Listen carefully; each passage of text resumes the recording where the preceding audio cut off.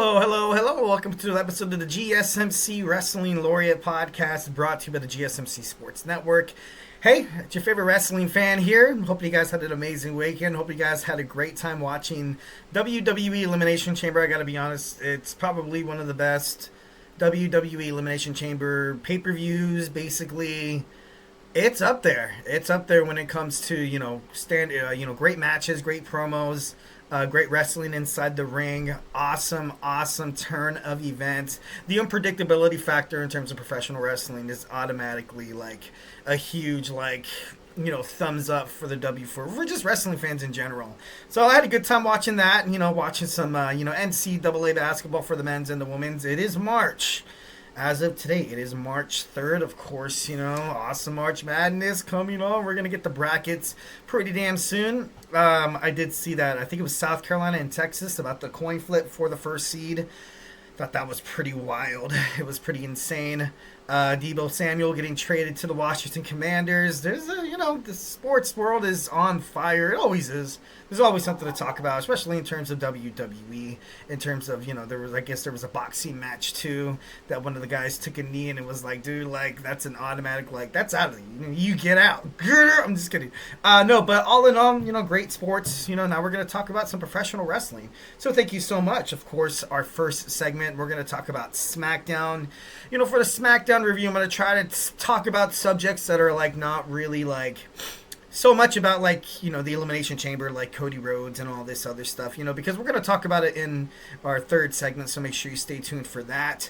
In our second segment, we got Monday Night Raw talk. I have not checked a single shred of social media, have not watched WWE Monday Night Raw, so I'm going to go in there giving you guys my blind predictions, obviously, if you guys watched it, and if you guys just watching me babble on and on being wrong, if you want to participate in the chat, it's totally cool, still can. If you want to provide some spoilers, I'm not really that ruins it. I can find out the results of, what happens. Most of the time, that is actually how I used to get my my WWE news on Saturdays and AEW events as well, because I usually work Saturday nights, so this Elimination Chamber was actually pretty badass because I actually got to sit down and watch the whole damn thing, watch the pre-show.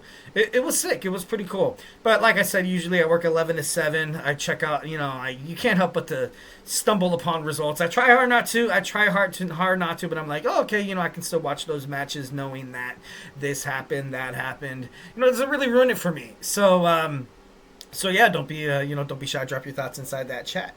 In our third segment, we're gonna talk about Elimination Chamber. Like I said, fourth segment, we got WWE NXT review. We're gonna talk about what happened last Tuesday, and then our fifth and final segment. Like I said, I was watching a lot of NCAA men's and women's basketball. I was watching the women's, and man, these girls that last buzzer beat. It wasn't a buzzer beater.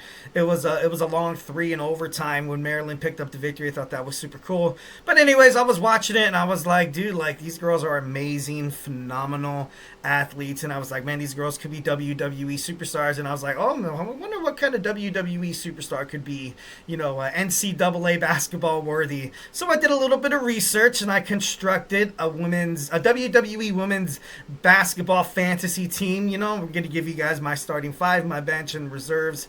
Obviously, maybe a couple of honorable mentions. So we're going to get into some fun. Obviously, a nice little fun fifth segment to kind of, drift you guys off. I'm only live on Mondays. Sucks, but, still check out some content. Superman, punch that like and subscribe button to the show, to the network. All right, before we get into any of the action, just want to remind you guys, if you have a burning question or hot take in terms of the world of professional wrestling or just something you've been dying to get off your chest, here at the GSMC Sports Network, we are all ears. This show is all about keeping the conversation lively, making sure you guys feel like your voice is part of the mix, so don't be shy, drop your thoughts inside that chat. And if you really want to make sure your comment, question, or concern gets noticed, go ahead and smash that $ there, which guarantees anything you put inside that chat box is going to be talked about and featured on the show. Plus, it's a great way to support the channel. Your super chats helps us keep the lights on all these amazing podcasts with these passionate, enthusiastic, charismatic podcasters who want to do one thing, is to make sure you guys consume all the sports content that you love absolutely free.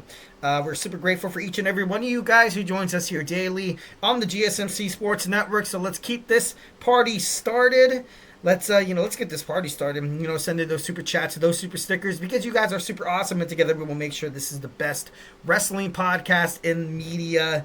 And obviously, if the super chat is not your thing, go ahead and hit up that tips and donations link. Tell me what you like, tell me what you don't like. Just remember to Superman punch that like and subscribe button to the show. Follow the show, follow the network. Here at the GSMC Sports Network, we do love a lot of peace, love, and positivity, 1,010%. But in terms of talking sports, it's inevitable. There's going to be some disagreements. There's going to be some criticisms. It's all good. It's already water under the bridge. It's all gravy, baby. Don't even worry about it. Don't be shy. Drop your thoughts inside that chat. All right. So without further... let me just pop that bad boy back on. Without further ado, let's talk about some WWE SmackDown. It was good. It was good SmackDown. Like I said, I'm going to try to not so much fixate around exactly what happened in Elimination Chamber. So we're going to start out. Trish Stratus kicks off the show. I thought it was pretty cool to see her in her hometown of Toronto. 25th year anniversary. It was funny how she called out a dad in the WWE universe, talking about how generations and generations of wrestling fans are being born still to this day, especially with this launch of the Netflix era in WWE. And so now it's kind of inevitable. WWE's blowing up. Kids are going to be into it. Adults are getting into it. Even fans that once dabbled into professional wrestling, like, I grew up during the, Stone Cold Steve Austin, Triple H, and then, once when it got to the John Cena Ruthless Aggression era, once when the Attitude Era left, and the Divas started getting some action that wasn't really degrading, I guess you can say. But yeah, once when girls started kicking ass, taking names, obviously outside of the Attitude Era, but in the Attitude Era there was still some pretty cool women's wrestlers for that. But Trish Stratus calls him out. He was like, yeah, because she knows that during that time when he was, probably a wrestling fan around the Trish Stratus era, he had, her poster up on the wall of her in high heels, on hands and knees. I thought it was kind of funny how she called it out. Even the dad was he was participating in it. I thought it was pretty cool. I thought it was pretty funny. And she went on to say that this is her first time that her kids are going to be able to watch her wrestle, so I definitely feel that is super cool, 1,010%.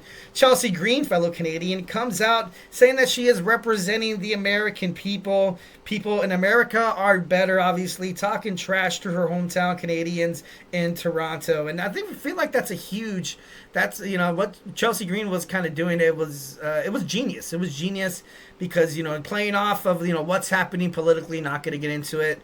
What happened with, the NHL All-Star game about Canadians booing the USA national anthem. And, the way that Chelsea Green was able to kind of involve that in her promo to manipulate the fans. And then she started talking about hockey too.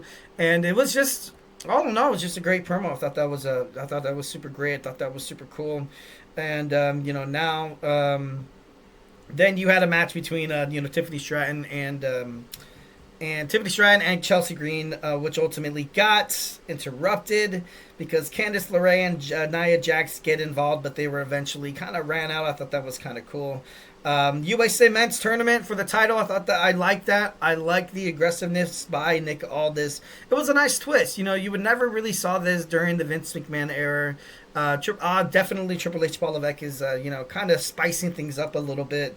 Then we had a backstage promo with the new young bloodline, Solo Sikoa looking absolutely disgusted as of, Jacob Fatu and Tama Tonga as well. It seems like these three guys really are never going to see eye to eye. They're never going to be a cohesive unit ever again in WWE.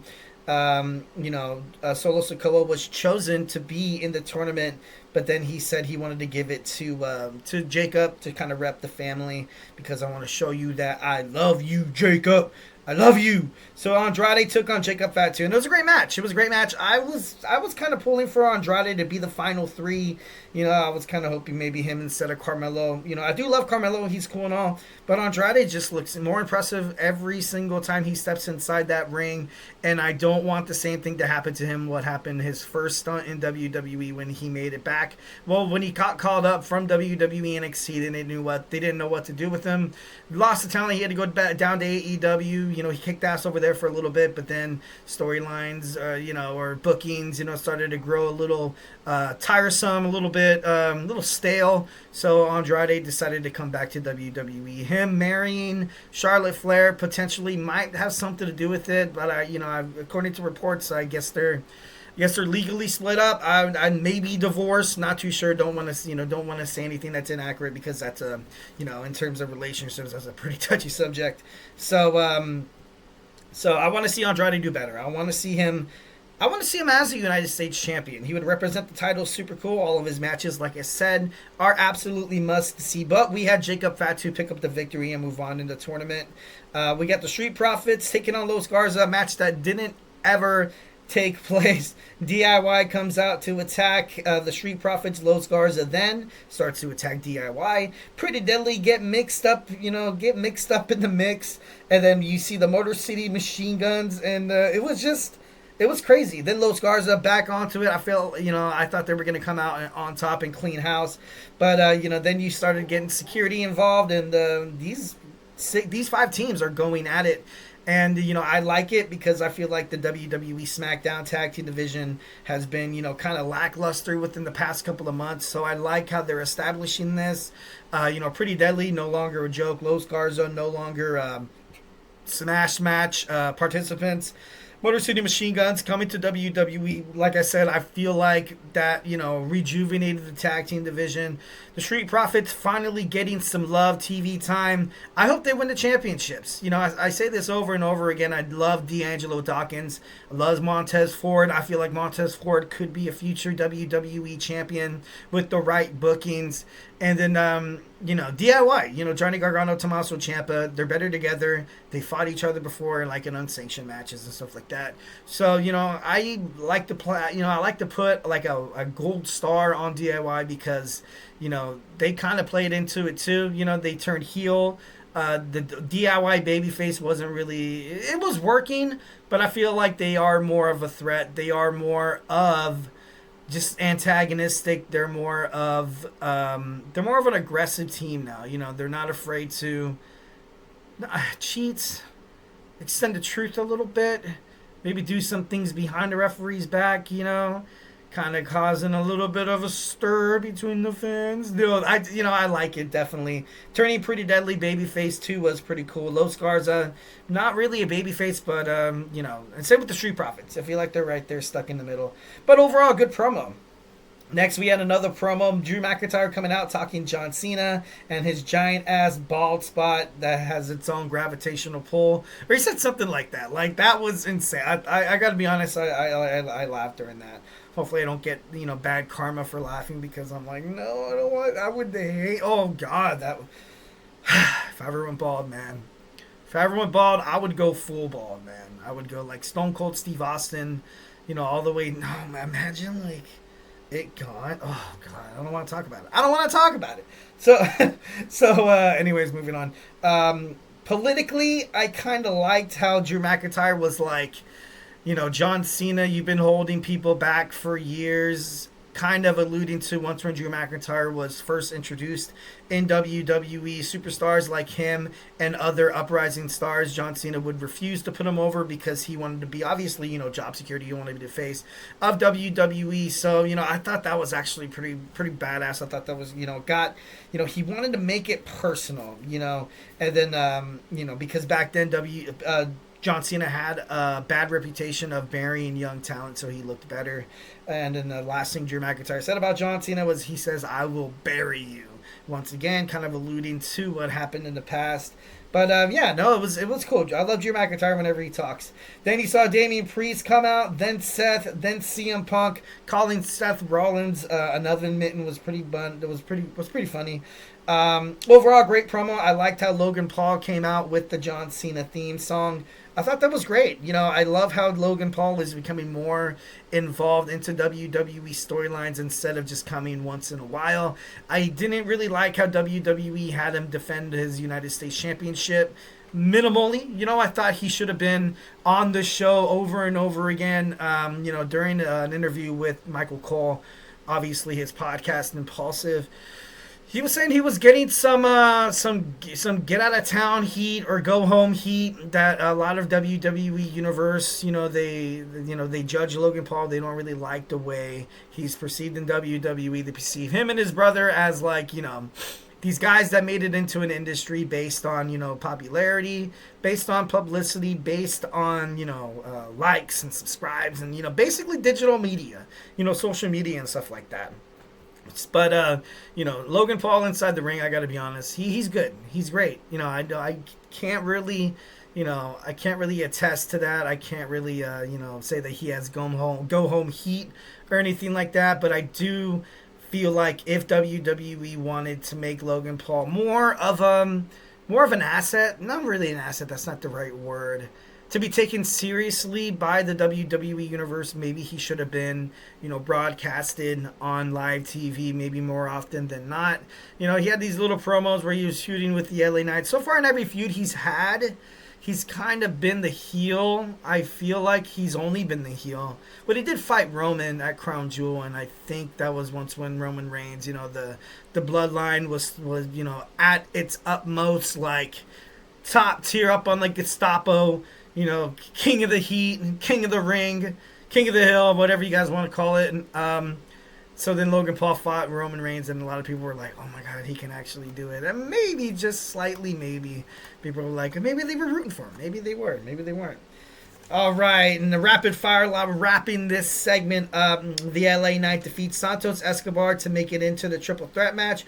Carmelo Hayes pulls and Eddie Guerrero throws a chair at Braun Strowman.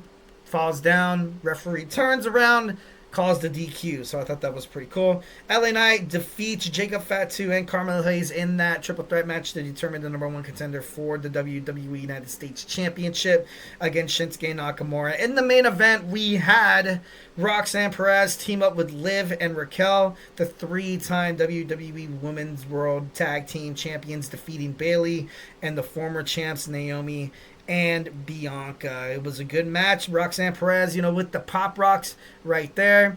Then, of course, you had, she pinned Bayley. I thought, overall she pinned Bayley. I thought that was pretty badass. I thought it was pretty funny. But, not really funny. Because you know how Bayley is perceived in NXT according to Roxanne Perez. So, I like that. Then, freaking Alexa Bliss comes out hinting at not the Sister Abigail, hinting at joining Uncle Howdy's crew, hitting that Sister Abigail. I thought that was pretty cool. All in all, like I said, it was a great episode of SmackDown. This was the go-home show before WWE Elimination Chamber, but all in all, I thought it was pretty awesome. All right, guys, do not go anywhere. We're going to jump on into some WWE Monday Night Raw talk. So grab your favorite snack, grab your favorite ice-cold beverage, and join me here in about 25 seconds. So, hey, do not go anywhere.